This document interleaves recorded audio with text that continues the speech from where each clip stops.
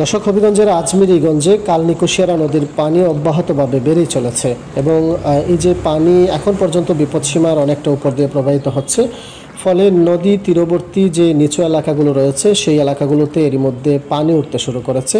ফলে মানুষের মধ্যে যে উদ্বেগ উৎকণ্ঠা সেটি বেড়েই চলেছে। আমরা এখন আছি আজমিরীগঞ্জ উপজেলার পাহাড়পুর বাজারে। এই বাজারের অবস্থাটি যদি আপনাদেরকে একটু দেখায়, আপনারা দেখছেন যে নিচু এলাকার যে ব্যবসা প্রতিষ্ঠানগুলো রয়েছে সেই ব্যবসা প্রতিষ্ঠানগুলোতে পানি উঠতে শুরু করেছে। একই সাথে মানুষজন কিন্তু হাঁটু পানির বেশি মারি আসলে চলাচল করতে হচ্ছে।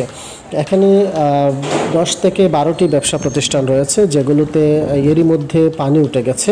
তবে এখানকার যে মানুষজন রয়েছেন তারা যেটি বলছেন, যেহেতু নদীর পানি এখনও বৃদ্ধি অব্যাহত রয়েছে সেই ক্ষেত্রে তাদের মধ্যে যে উদ্বেগ উৎকণ্ঠা সেটি আসলে যত সময় যাচ্ছে তত বেড়ে চলেছে। তারা যেটি বলছেন যে গত একদিনে অন্তত 1 ফুটের বেশি পানি বৃদ্ধি পেয়েছে এবং এখানে যে একটি ব্যবসা প্রতিষ্ঠান আপনারা দেখছেন যে এই ব্যবসা প্রতিষ্ঠানের ভেতরে কিন্তু পানি প্রবেশ করেছে।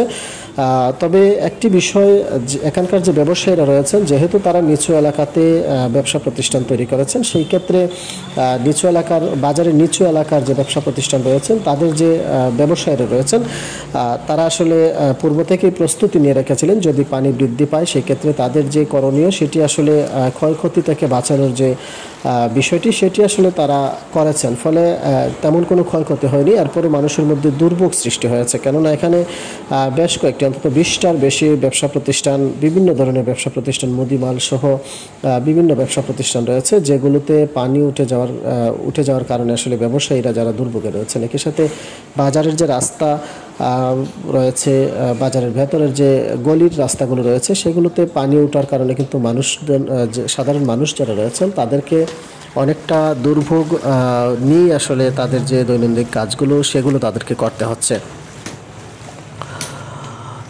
কালনী কুশিয়ারা নদীর পানি কিন্তু উজান থেকে, পানি উন্নয়ন বোর্ড যেটি বলছে যে উজান থেকে এখনও প্রবল বেগে পানি নামছে। ফলে আজমিরীগঞ্জ এবং বানিয়াচং অংশে, যেটি মারকুলি এবং আজমিরীগঞ্জ পয়েন্ট, সেখানে এরই মধ্যে বিপদসীমার 75 সেন্টিমিটার উপর দিয়ে প্রবাহিত হচ্ছে। সময় যত যাচ্ছে পানি তত বৃদ্ধি পাচ্ছে এবং যেহেতু বন্যার পূর্বাভাস রয়েছে বন্যা সতর্কীকরণ কেন্দ্রের, সেই ক্ষেত্রে পানি আরও বৃদ্ধি পাবে এবং উজানের যে বৃষ্টি সেটি যদিও এখন বন্ধ রয়েছে তবে বৃষ্টি আরও বাড়ার সম্ভাবনা রয়েছে, সেটিও কিন্তু পানি উন্নয়ন বোর্ড আমাদেরকে জানিয়েছে।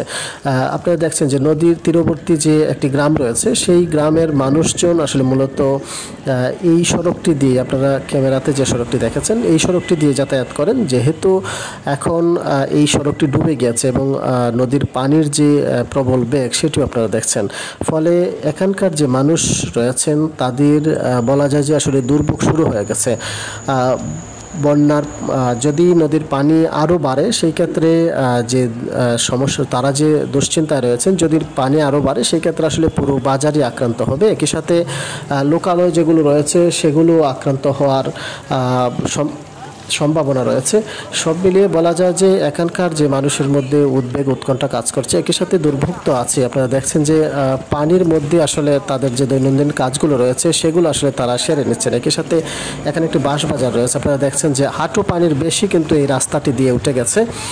ফলে অনেকটা দুর্ভোগ নিয়েই এখানকার মানুষদের যে প্রয়োজনীয় যে কাজগুলো রয়েছে সেগুলো করতে হচ্ছে এবং তারা যেটি বলছেন যে যদি পানি বেশি আরও বৃদ্ধি পায় নদীর পানি, সেই ক্ষেত্রে লোকালয়ে প্রবেশ করবে, এর সাথে বাজারের যে মূল বাজারটি রয়েছে সেখানেও প্রবেশ করতে পারে।